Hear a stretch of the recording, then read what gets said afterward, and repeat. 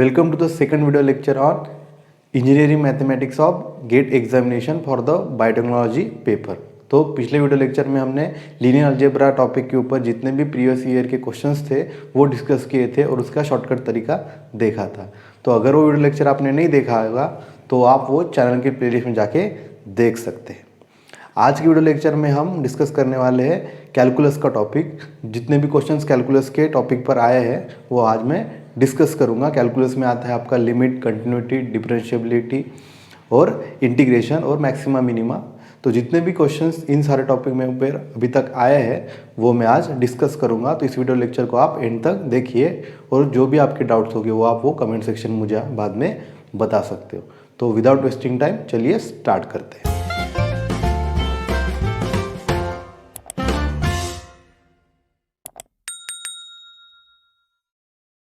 तो कैलकुलस में हम सबसे पहले देखते हैं ज्योमेट्रिक सीरीज।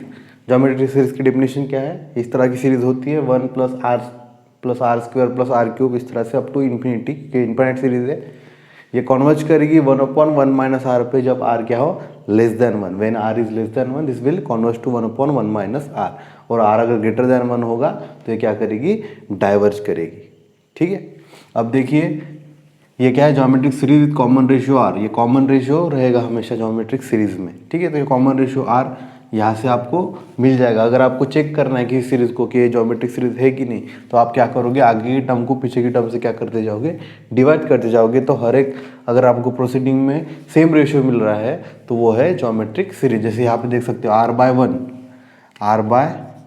क्या मिलेगा?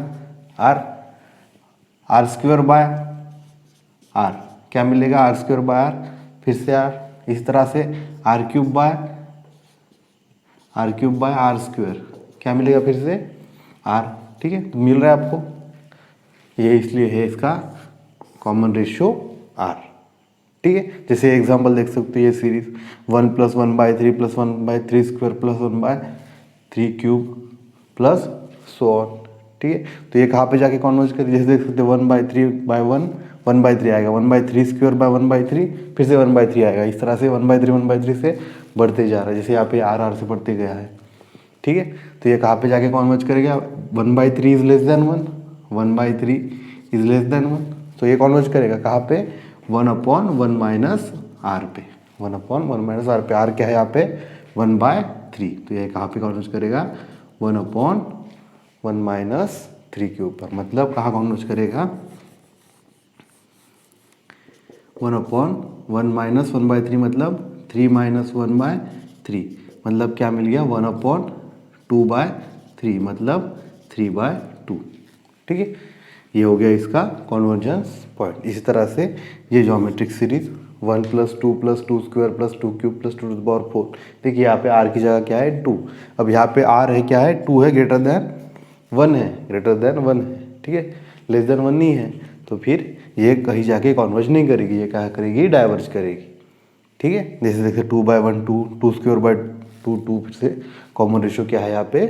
2। ठीक है, समझ में आ गया? तो ज्योमेट्रिक सीरीज के ऊपर जो क्वेश्चंस है वो अब देखते हैं। ठीक है, तो ये पहला क्वेश्चन है, गेट 2015 में आया है। The sum of infinite series 1 + r square + r cube और up to so on for r is equal to 0.3। अब r 0.3 है, r क्या है? 0.3, तो ये 0.3 r ये लेस देन 1 है। ठीक है, तो लेस देन 1 पे कहाँ कन्वर्ज करता है? 1/1 - r पे। तो ये कहाँ पे जाके कन्वर्ज करेगा? 1/1 - r। r की वैल्यू क्या है? 0.3 मतलब 1/-0.3। 1 - 0.3 क्या होगा? 0.7। ठीक है, तो आपके पास गेट के जब आप एग्जाम दोगे तो आप वहाँ पे आपके पास साइंटिफिक कैलकुलेटर होगा, तो उससे आप कैलकुलेट करोगे तो इसका आंसर आएगा 1.42। ठीक है, या इसको आप मैनुअल भी कैलकुलेट सकते हैं। 1/0.7 मतलब क्या है? 1/0.7। 0.7 मतलब क्या? 7/10 ना, तो 1/7/10 मतलब क्या? 10/7। अब 7 को 10 से डिवाइड करोगे तो आ जाएगा 1.42। ठीक है, मैनुअली कर सकते हो, तो आपके पास साइंटिफिक कैलकुलेटर, तो इतना टाइम क्यों वेस्ट करना है? ठीक है, तो इसका क्या आंसर रहेगा? 1.42। ठीक है, अब देखते हैं नेक्स्ट क्वेश्चन जो गेट 2019 में आया था। ठीक है,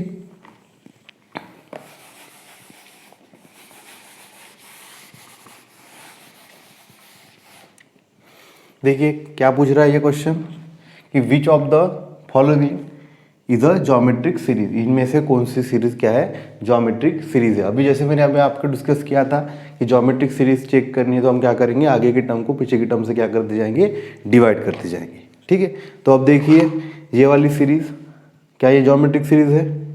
6/1 6 आएगा, 11/6 अलग रेशियो आ गया, 6 रेशियो नहीं मिला। ठीक है ना, 6/1 6, 11/6 11/6, 16/11 16/11 मिलेगा, इस तरह से मिलता जाएगा, कोई कॉमन रेशियो नहीं मिल रहा है। ठीक है, तो ये ज्योमेट्रिक सीरीज नहीं है। ठीक है, सेकंड देखिए 6/9 6/9 क्या मिलेगा, 3 2 ज़ा और यहाँ पे 3 3 ज़ा 2/3। ठीक है, फिर 3/6 क्या मिलेगा, 1/2। देखिए 2/3 आ गया रेशियो और ये 1/2 आ गया, तो अलग अलग रेशियो आ गया, तो फिर ये भी सीरीज ज्योमेट्रिक सीरीज नहीं है। ठीक है, अब देखते हैं ये वाली सीरीज। ठीक है, तो ये देखिए यहाँ पे 1 देन 3 देन 9 दिख रहा है आपको, 3 का स्क्वायर फिर 3 का क्यूब, इस तरह से दिख रहा है।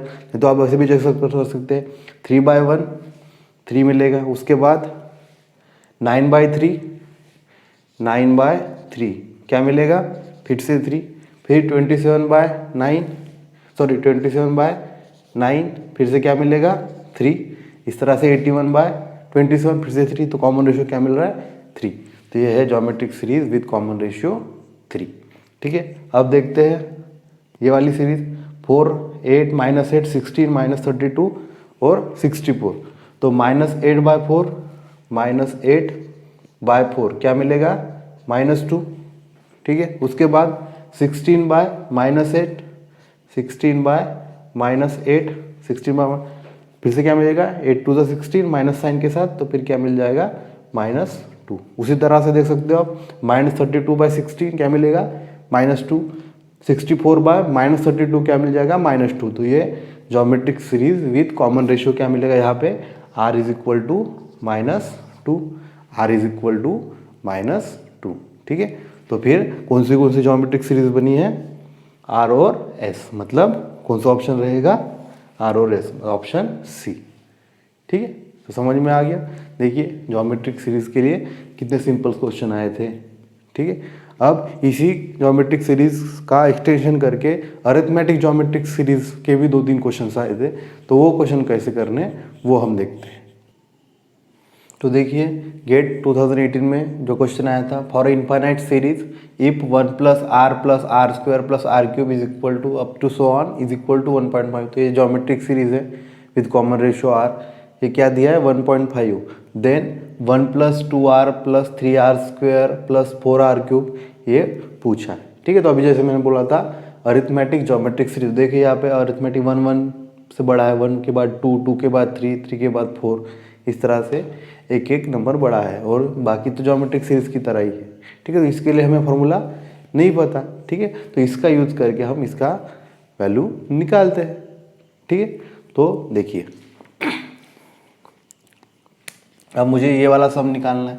ठीक है, तो देखिए अगर मैंने इसको नाम दिया s, तो ये क्या बनेगा 1 + 2r + 3r² + 4r³ + so on.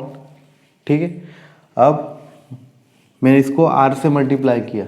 ठीक है, तो देखिए क्या होगा r × s, r × s, हर जगह r से मल्टीप्लाई होगा, तो r × 1 क्या होगा r, + 2 × r क्या होगा 2r², देन 3 × r क्या होगा 3r³, देन 4r⁴, इस तरह से कंटिन्यू चलेगा। ठीक है, देन दिस माइनस दिस करिए s, this equation minus this equation s - r s। ठीक है, मैं डायरेक्टली आपको फॉर्मूला भी बता सकता हूँ, पर आपको समझ के करोगे तो आपको कुछ रट्टा नहीं मारना पड़ेगा। ठीक है, तो देखिए ये क्या होगा, दिस माइनस दिस किया है मैंने, दिस माइनस दिस, तो 1 माइनस दिस हो रहा है। ठीक है, तो 2r - r होगा, 2r - r क्या होगा +r। ठीक है, देन 3r² - 2r², समझ में आ रहा है कि नहीं, ये 2r - r होगा ना, 2r - r, this minus this हो रहा है तो 2r - r होगा। उसके बाद 3r² - 2r², क्या बचेगा r²। उसके बाद 4r³ - 3r³, क्या बचेगा 4 - 3 1, मतलब आर क्यूब। ठीक है, इस तरह से ये आर टू द पावर 4 ये कंटिन्यू चलता रहेगा।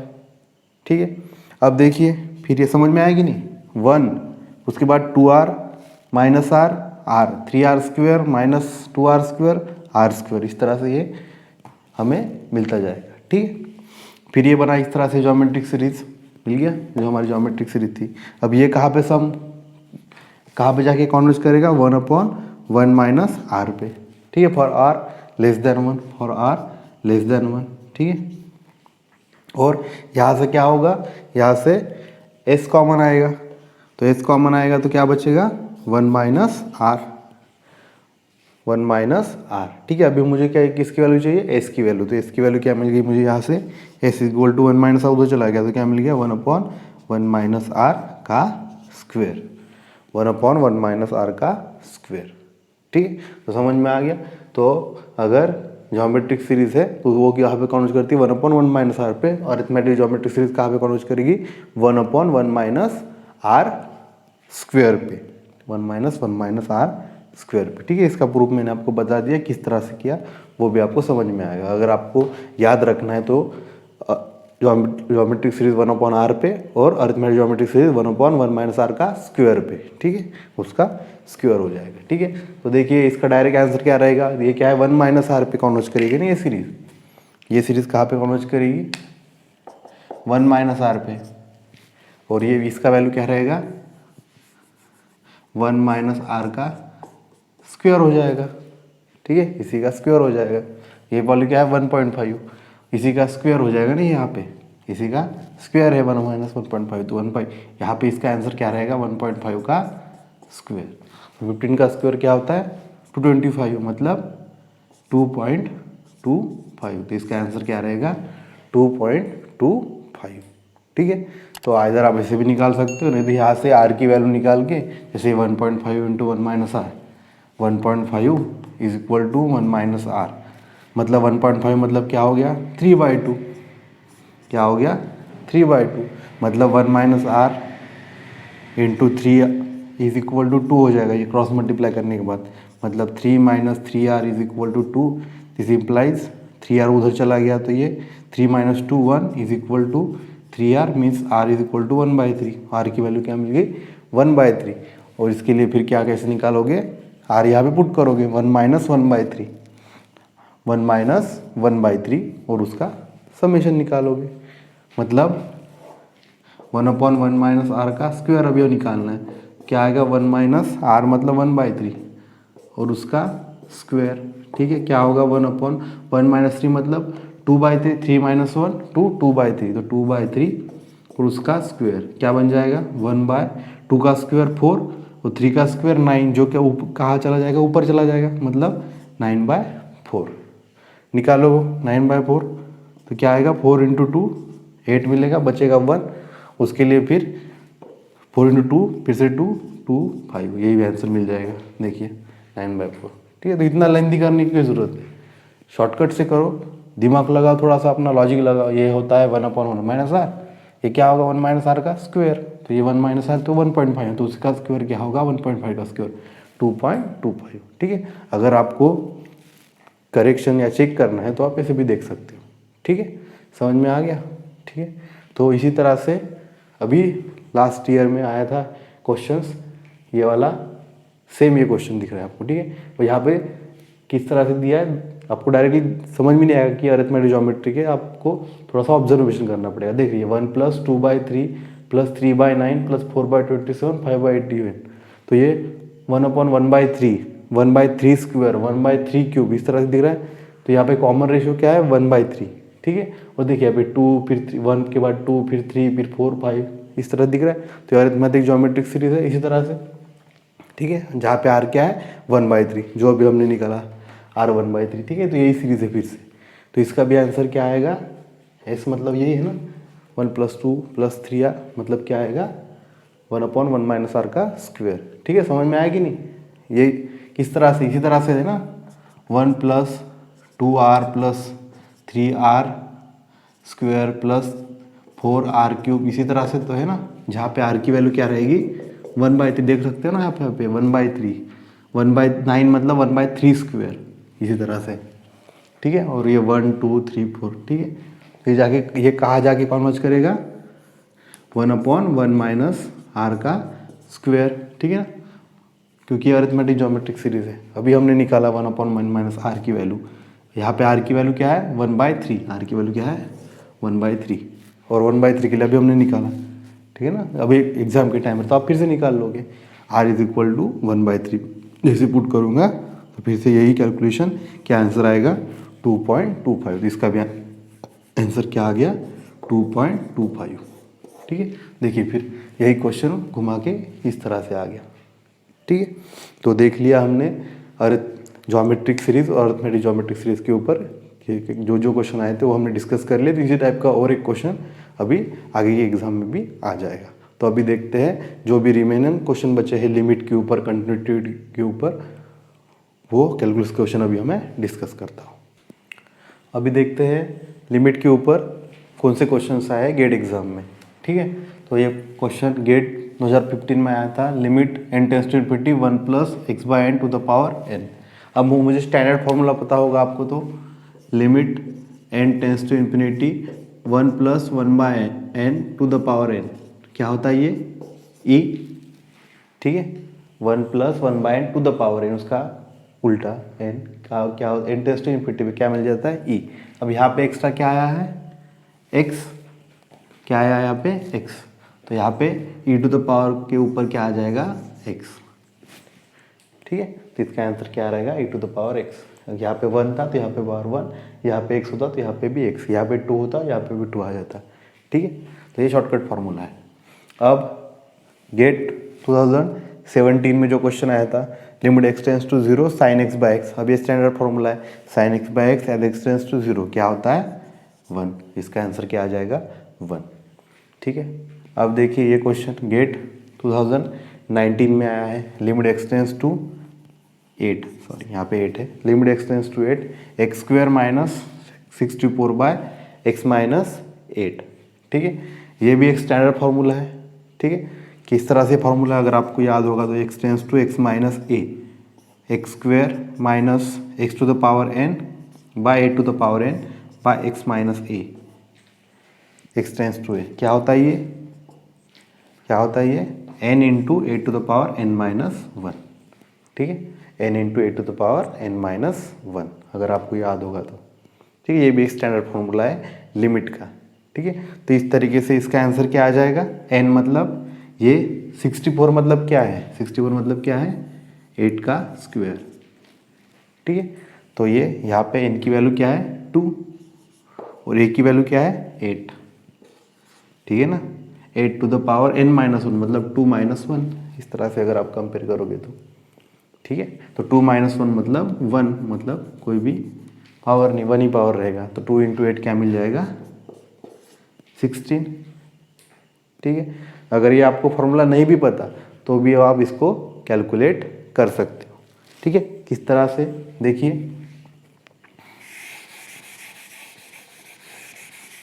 क्या हो जाएगा ये लिमिट x टेंड्स टू 8 क्या हो जाएगा X A square minus B square, क्या होता है a minus B into A plus B, ठीक है। आपको पता होगा तो A square minus B square, A minus B into A plus B, ठीक है, बाय एक्स माइनस 8, ठीक है। तो एज एक्स टेंड्स टू 8 ये क्या हो जाएगा x minus 8 x minus 8 cancel, x minus 8 x minus 8 cancel, क्या बचा x प्लस 8, तो x की जगह 8 पुट करेंगे तो 8 प्लस 8 क्या बन जाएगा 8 प्लस 8 क्या मिल जाएगा 16 आ गया, ठीक। तो आपको फार्मूला पता है तो उससे भी आप कर सकते हो, नहीं पता तो आप जो आपको लिमिट निकालने का तरीका पता है उससे भी आप निकाल सकते हो, ठीक है। तो ये हो गए लिमिट के क्वेश्चंस जो अभी तक एग्जाम में आए हैं। अब देखिए लास्ट ईयर जो आया था क्वेश्चंस कंटिन्यूटी के ऊपर, ठीक है। ये क्वेश्चन इसके ऊपर आया है कंटिन्यूटी के ऊपर। तो function F of X is equal to 15 if X is less than 1 and C X if X is greater than equal to 1 then the function is continuous when C is equal to, क्या होनी चाहिए सी की value. अब पता है आपको continuous position कब होता है, जब left hand limit is equal to right hand limit हो जाए। अब यहाँ पे ये तो कांस्टेंट है तो ये कांस्टेंट फंक्शन तो हमेशा कंटिन्यूस होगा, ठीक है। तो यहाँ पे आपको बस पॉइंट कौन सा चेक करना है, वन पॉइंट पे, मतलब लेफ्ट हैंड लिमिट और राइट हैंड लिमिट अगर सेम हो गई तो उस पॉइंट पे क्या होगा, फंक्शन कंटिन्यूस होगा। ठीक है, तो आपको सी की वैल्यू निकालनी है। ठीक है, तो निकालते हैं।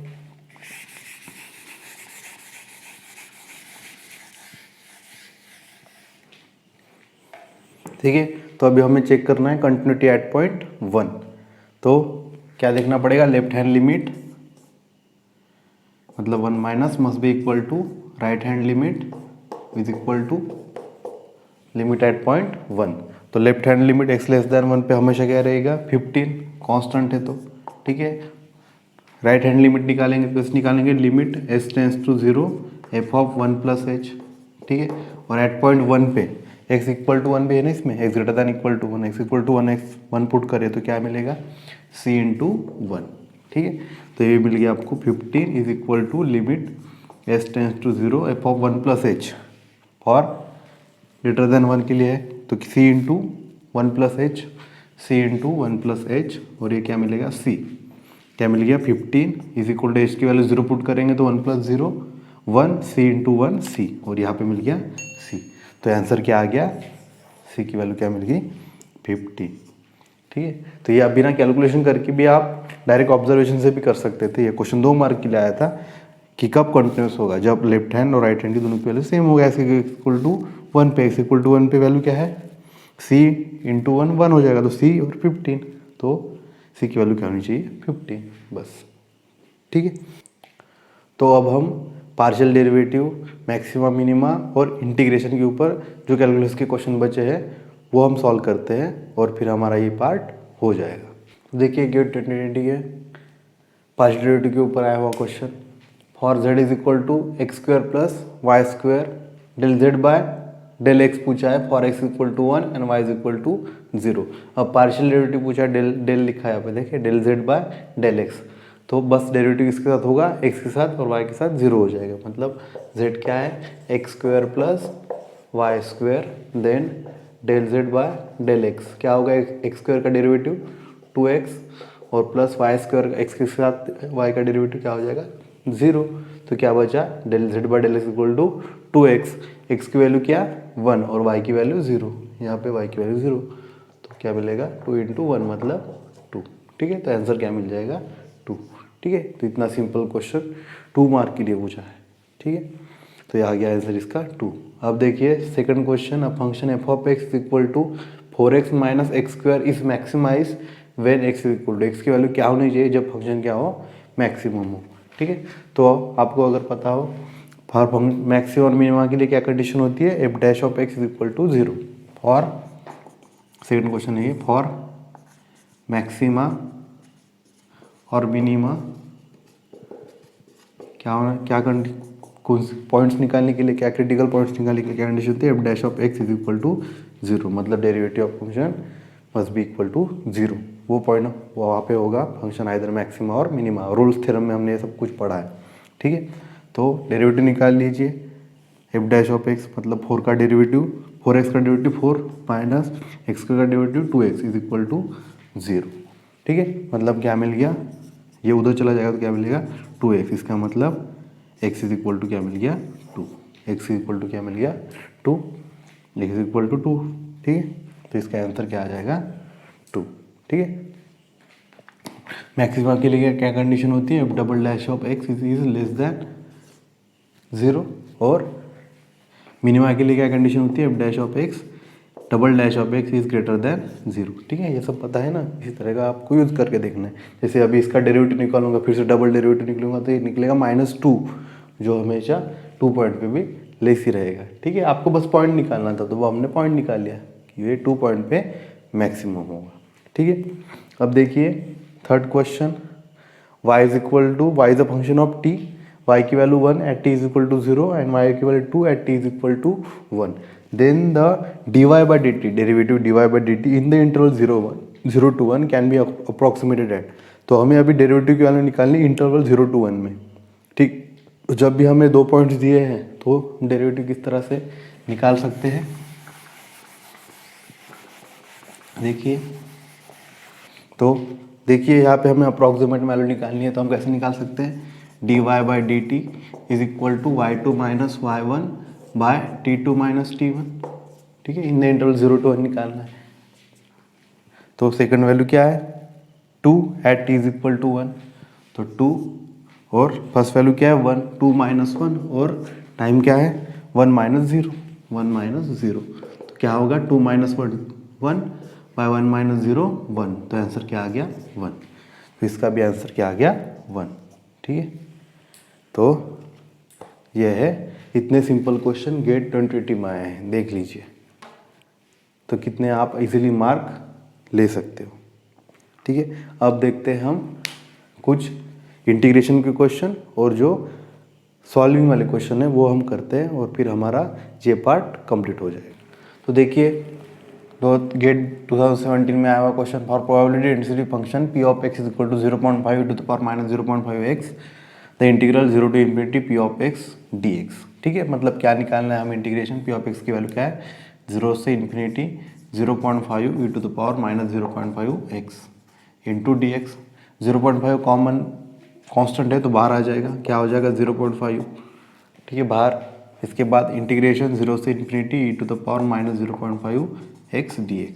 ठीक है, अब integration of e to the power minus kx क्या होता है e to the power minus kx by k, जो भी कोएफिशिएंट है उससे हम डिवाइड करते हैं इंटीग्रेशन में, तो क्या हो जाएगा ये 0.5 और यहाँ पर into e to the power minus 0.5x by 0.5 with side minus, और अपर लिमिट और लोअर लिमिट लगेगी यहाँ पे x इज इक्वल टू 0 और x is equal to infinity. ठीक है, तो ये 0.5 क्या हो जाएगा कैंसिल हो जाएगा और बाहर क्या बचेगा बस -1, क्या बचेगा बस -1। ठीक है, तो मैं लिख लेता हूँ ये 0.5 कैंसिल हो गया और बाहर क्या बचा बस -1, क्या बचा -1 और upper limit by lower limit यहाँ पे पुट होगी।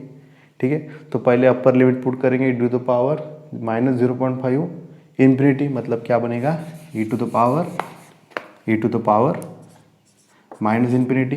ठीक है, minus e to the power क्या होगा x टू द पावर 0, क्या था यहाँ पे e to the power minus 0.5 x बचा था ना, x इक्वल टू 0 पुट करते क्या हो जाएगा 0 e टू द पावर 0, मतलब क्या होगा ये।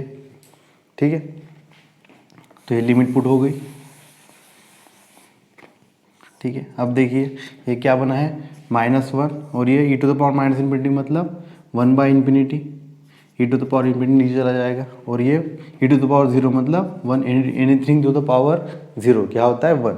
अब 1 by infinity 1 by e to the power infinity मतलब 1 बाई इन्फिनिटी, ये क्या बनेगा 0, तो क्या बचेगा ये हो गया आपका वैल्यू 0।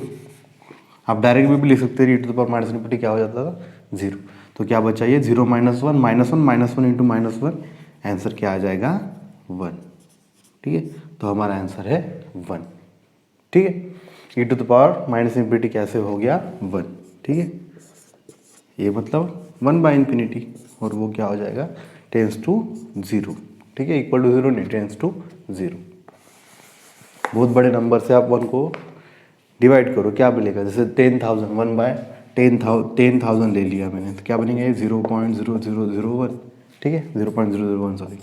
इस तरह से जितना बड़ा नंबर डिवाइड करेंगे उतना 0 की तरफ चलता जाएगा। ठीक है, अब देखिए सेकंड इंटीग्रेशन के ऊपर जो क्वेश्चन आया है गेट 2018 में 0 to 1 x+3 into x+1 into dx।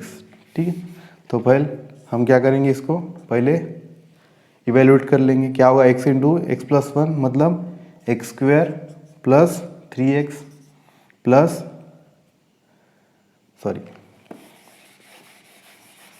तो अभी नेक्स्ट क्वेश्चन, तो नेक्स्ट क्वेश्चन जो गेट 2018 में आया था 0 to 1 x+3 into x+1 into dx, तो पहले हम इसको इवेल्यूएट कर लेंगे। ठीक है, तो क्या होगा ये 0 to 1 x इंटू x+1 मतलब x² प्लस x प्लस 3 का multiplication 3x into 3x plus 3। ठीक है, इंटू क्या हो जाएगा dx, मतलब क्या मिल गया मुझे 0 to 1 x² plus 4x plus 3 into dx। ठीक है, जब इसको सॉल्व करूंगा तो क्या होगा integration x² by x³ by 3, x to the power n का इंटीग्रेशन क्या होता है x to the power n+1 upon n+1 plus 4x² 2 plus 3x, और लिमिट कहाँ से कहाँ लगेगी, from x is equal to 0 से x इज इक्वल टू 1। ठीक है, अब यहाँ पे शॉर्टकट ही निकाल सकते हैं। x इक्वल टू 0 जो अपर माइनस लोअर होगा तो अपर की जगह x इक्वल टू 1 पुट करेंगे तो यहाँ पे भी 1, यहाँ पे भी 1, यहाँ पे भी 1, और x इक्वल टू 0 पुट करेंगे तो हर जगह क्या हो जाएगा 0, तो -0 वो हमें देखना ही नहीं है, बस 1 1 1 पुट करना है। मतलब क्या आ गया आपका आंसर, यहाँ लिख लेता हूँ मैं, देखिए क्या आ गया आपका आंसर, 1/3 प्लस 4/2, 4/2 मतलब 2 प्लस ये 3। ठीक है ना, समझ में आएगी। x इक्वल टू 1 पुट करेंगे तो 1/3 प्लस 4/2 प्लस 3 इंटू 1 1, तो ये 1 1 माइनस x लोअर लिमिट पुटेंगे तो यहाँ पे 0, यहाँ पे 0, यहाँ पे 0, तो लिखने की जरूरत ही नहीं है। 2 + 3 क्या हो जाएगा 5। ठीक है, उसके बाद 1 + 3 × 5, 5 × 3 8, 8 + 1 9, तो ये क्या बन जाएगा, सॉरी, तो ये क्या बन जाएगा 16/3। ठीक है ना, समझ में आएगी नहीं। 1/3 प्लस 5, 5 × 3 15, 15 + 1 16, 16/3। ठीक है, तो ये आंसर रहेगा आपका इस इंटीग्रेशन का। तो इसको साइंटिफिक कैलकुलेटर में जो भी फ्रैक्शन आता है वैल्यू वो आप लिख लोगे। ठीक है, तो अब देखिए गेट 2017 में जो क्वेश्चन आया था, finding the angle between two vector, तो इसके लिए फॉर्मूला है theta is equal to cos inverse of x bar into y bar by modulus of x bar and y bar. ठीक है, अब देखिए x bar into y bar अगर यहाँ पे हम निकालें, dot product i into i 1 होता है, j इंटू जे 1 होता है, k इंटू के डॉट प्रोडक्ट 1 होता है। ठीक है, तो 1 × 2, देखिए अभी यहाँ पे निकाल लेता हूँ मैं, तो 1 × 2 क्या होगा 2, minus into minus plus, 1 × 1 1 plus 2 into यहाँ पे क्या प्लस इंटू माइनस माइनस, फिर क्या है ये 2 × 1.5, 2 × 1.5 मतलब क्या 3/2 ना, 1/2 मतलब 3/2, मतलब 2 2 कैंसिल, क्या बचा है बस 3। ठीक है, तो ये 2 + 1 क्या हो गया 3, 3 - 3, फिर यहाँ पे ऊपर क्या मिल गया मुझे 0, तो नीचे का मुझे कुछ निकालने की ज़रूरत ही नहीं है। ठीक है ना, जो उसका मॉडुलस निकाल लेंगे फिर कोई फायदा नहीं कि 0/this 0 ही हो जाएगा। तो क्या मिल गया मुझे cos इनवर्स ऑफ 0, तो cos कौन से वैल्यू पे 0 होता है, theta is equal to 90 degree, तो 90 डिग्री पे cos की वैल्यू क्या होती है 0, तो आंसर क्या आ जाएगा 90 डिग्री, हमें डिग्रीज में निकालना था। ठीक है, अब देखिए गेट 2018 में आया हुआ question, the solution for this equation for x line between 0 to 360 degree. ठीक है, तो ये देखिए किस तरह से क्वेश्चन है, ये a² + 2a + 1, या इस तरह से आपको दिख रहा है ना ये। अगर आप इसको स्क्वायर के फॉर्म में देखिए, इसका फॉर्मूला बनेगा cos x + 1 का whole square is equal to 0 होगा। ठीक है, देख सकते हैं आप cos² x + 2a + b का होल स्क्वायर का फॉर्मूला नहीं है, cos x + 1 का होल स्क्वायर। ठीक है, तो क्या बन जाएगा ये cos² x + 1 का whole square is equal to 0, मतलब cos x + 1 is equal to 0। ठीक है, मतलब cos x क्या हो गया -1, 1 उधर चला गया, तो cos x की वैल्यू -1 कब होती है 0 to 60 पे 180 पे, तो इसका आंसर क्या रहेगा 180 degree, because cos of 180 degree is -1। अगर आपको पता होगा तो cos of n π is equal to -1 to the power n। अभी मुझे क्या चाहिए -1 चाहिए, तो यहाँ पे -1 चाहिए, तो n की वैल्यू क्या होगी 1, π मतलब 180, तो ये आ गई 180।